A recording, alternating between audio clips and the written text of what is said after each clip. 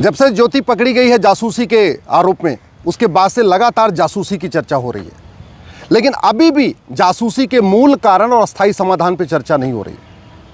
कभी ये कोई पूछ ही नहीं रहा है कि जितनी जासूसी भारत में है, इतनी चीन, जापान, सिंगापुर में क्यों नहीं है? जितनी जासूसी भारत में है, इतनी अमेरिका में, रूस में क्यों नहीं है? जर्मनी में क्यों नहीं है? तो मैं आपको बताता हूँ, जासूसी का मूल कारण है ये 1923 में बना हुआ घटिया कानून।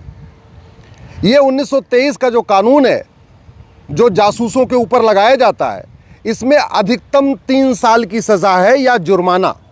यानी कोई दिग्गज वकील अगर खड़ा हो गया, कोई भूतपूर्व विदेश मंत्री, भूतपूर्व कानून मंत्री, भूतपूर्व गृह मंत्री, भूतपूर्व कानून शिक्षा मंत्री, ऐसे लोग अगर कानून में कोर्ट में जाके खड़े हो गए तो इस कानून के अनुसार 3 साल की सज़ा भी नहीं होगी, बल्कि उसको सिंपल जुर्माना दे के छोड़ दिया जाएगा।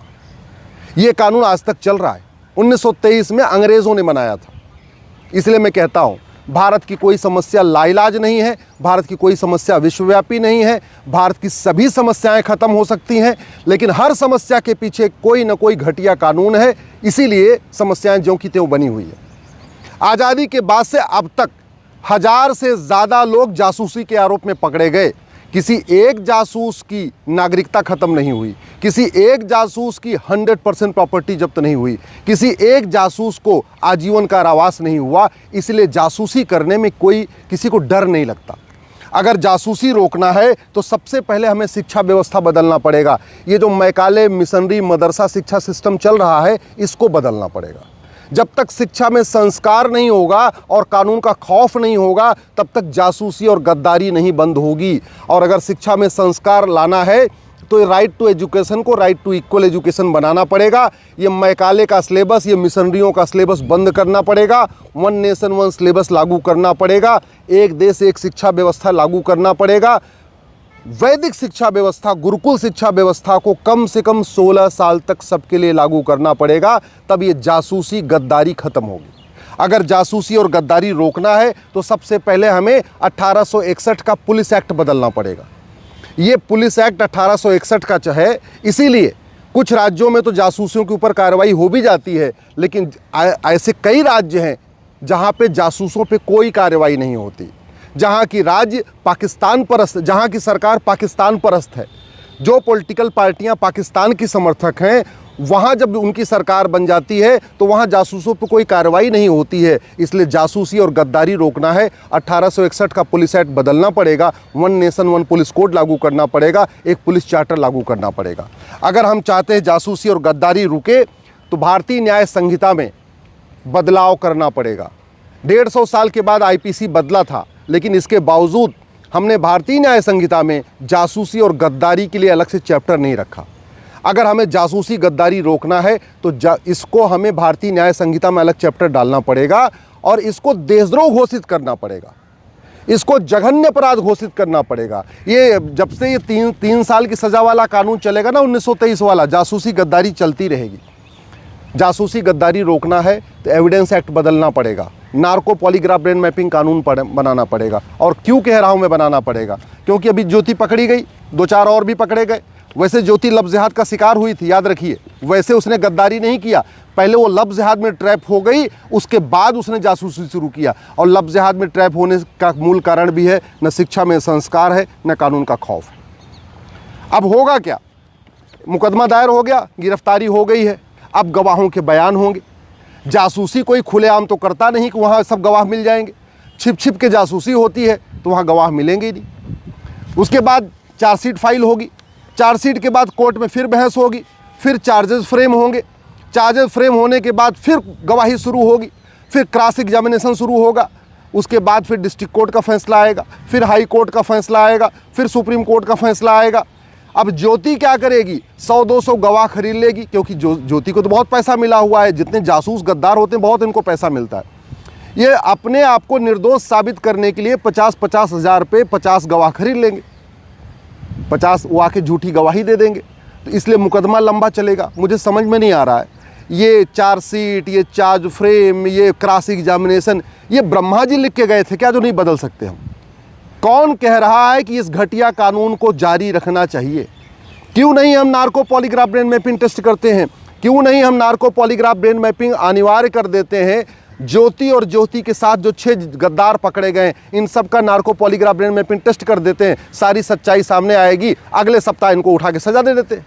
क्यों चाहिए ये पूरी लंबी चौड़ी कवायद, गवाहों के बयान, फिर क्रॉस एग्जामिनेशन, फिर तारीख पे तारीख? क्यों चाहिए ये घटिया सिस्टम? जो जासूसी होती है, गद्दारी होती है, ये जासूसी हमारी राष्ट्र की सुरक्षा के लिए खतरा है। और जो राष्ट्र की सुरक्षा के लिए खतरा है, उससे निपटने के लिए हमारे पास एक कानून है, एनएसए, नेशनल सिक्योरिटी एक्ट। दुर्भाग्यवश ज्योति के ऊपर ये लगाया नहीं गया कानून। जानते हैं क्यों? क्योंकि हमने कानून तो बना दिया, लेकिन राष्ट्र की सुरक्षा के लिए खतरा क्या है? जासूसी भी राष्ट्र की सुरक्षा के लिए खतरा है, गद्दारी राष्ट्र की सुरक्षा के लिए खतरा है। हमने इस कानून में लिखा ही नहीं। जासूसी और गद्दारी हमारी देश की एकता अखंडता के लिए खतरा है, और जो देश की एकता अखंडता के लिए खतरा है, उससे निपटने के लिए हमारे पास कानून है यूएपीए। लेकिन ज्योति और उसके साथ के गद्दारों पे यूएपीए नहीं लगा है। जानते हैं क्यों? क्योंकि इस कानून में कहीं लिखा ही नहीं है कि जासूसी करना और गद्दारी करना देश की एकता अखंडता के लिए खतरा है। हमारे पास ऑर्गेनाइज क्राइम से निपटने के लिए हर राज्यों के पास कानून है। महाराष्ट्र के पास मको का है, गुजरात के पास गुजको का है, यूपी के पास गैंगस्टर एक्ट है। और जासूसी और गद्दारी ऑर्गेनाइज क्राइम है, संगठित अपराध है, कई लोग मिल के करते हैं। इसके बावजूद ज्योति और उसके साथ के जो देशद्रोही हैं, जो जासूस हैं, गद्दार हैं, इनके खिलाफ ऑर्गेनाइज क्राइम नहीं लगाया गया। क्यों? क्योंकि हमारे पास कानून तो है, लेकिन जासूसी और गद्दारी ऑर्गेनाइज क्राइम है, कानून में कहीं लिखा ही नहीं।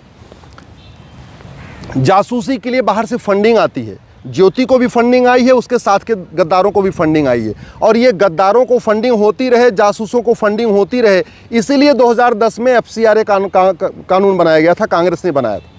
दुर्भाग्यवश हमने कानून खत्म नहीं किया। कानून नहीं खत्म किया तो फंडिंग नहीं बंद हुई, और फंडिंग नहीं बंद हो रही है तो जासूसी चल रही है।